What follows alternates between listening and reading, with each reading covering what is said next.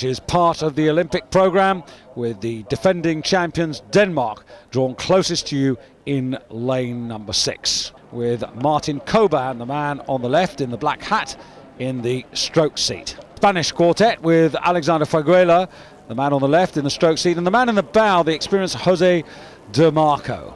France with exactly the same quartet who finished in silver medal position a year ago on home French water, Great Britain. 2 representatives from London, that's John Warnock in the stroke seat and James Brown in the bow, and the 2 men in between, Jim McNiven and David Lemon from the Knots Rowing Association. Australia are represented in lane 5, Denmark the champions in lane 6. The World Cup champions this season for the 2nd successive season. And this crew unbeaten for the past 2 years, and very much the big favourites, Dan. Well, they're big favourites. They were Olympic champions as well in '96. They are really a supremely technical crew, well on top of their sport. They've been chasing the heavyweights for the last couple of years. They believe that they're as fast, and they, in fact, took up the challenge to come to Britain and raced the heavyweight champions, the Great Britain heavyweight champions, at Henley. And couldn't quite catch them, and finally accepted that they were a couple of seconds slower, but my God, they're a fast crew and a fantastically technically proficient crew. Just watch them now. They go straight into the lead. They're on the favoured lane 6, but be that as it may, they are still really the class crew at the regatta. Yes, just going down the boat now, Thomas Evert in the bow, then Thomas Poulsen, Eskid Eberson, and there's the man in the stroke seat, Victor Feddersen. And very, very much the tactician in the boat. Last year the French gave them a very tough run, and I suspect that the French, who are just about edging second place now, are going to be the crew to give them the run again. They moved very well in the last 500 metres, France, and they took a quick look across there, the barman, just to check where they are, and they're moving very sweetly now, so they know what they've got to do, but Denmark know very well that the French are hunting them down. But here they are now, Denmark coming into the 500 metre mark in front. Yes, Denmark, France through there, then Australia, and then Austria, Spain and Great Britain at the moment just lagging a little. The Australians looking very nice and fluent. Just look at them there in lane 5. They're moving very sweetly, picking the boat up very nicely, full length at the catch. Denmark coming through now underneath the motorway bridge. And as you said, Dan, they have a tremendous record. They've got this mental approach, rather like the British 4 now. Every race is to be won. Absolutely, but just look how well they pick up the stroke at the catch there. Really connected, very, very accurate. Good solid finish that sends the boat well. But Australia are there with them as well, and France. Australia very relaxed there. Very relaxed over the front end as they pick up the catch.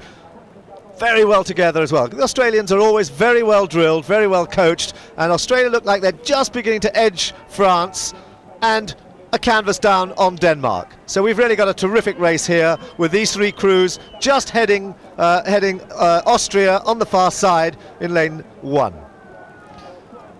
The Australians in picture now, Darren Barnforth, Simon Burgess in the 2 seat, then Anthony Edwards, and in the stroke seat, Robert Richards. And pretty useful quartet there. Anthony Edwards, 3rd, a bronze medal in the lightweight double sculls at the last Olympic Games. And plenty of talent in that Australian boat. Great Britain there, just to the left there, trying to get into the picture in fifth position. Nice to see them back in a final. They've been having a bit of a struggle in lightweight 4 rowing. Good tradition in lightweight rowing, but they've been squeezed out of the picture for the last few years. But they're now back in the final, albeit in 5th position. And this Danish quartet, like so many, the men in the boat there have to combine their rowing with their day jobs. Victor Feddersen works in sales and marketing. The man sitting in the 2 seat, that's Thomas Poulsen, is a silversmith by trade, and Thomas in the bow there, an engineering student. I think the Danes have a very good programme there, run by Morten Espersen. He's a great performer in his own right, and he's now running the Danish challenge. And they've just opened up a little bit more now after 1,000 metres. They've just opened up to half a length, but it's France now who are taking up the challenge from Australia. France, who are doing what they did last year, coming back into the picture in the second half and beginning to put pressure. They're moving just slightly ahead now of Australia, who are still rowing technically really well indeed and comfortably. On the far side, Austria still in the hunt. And Britain with a quarter of the race left with an awful lot of work to do.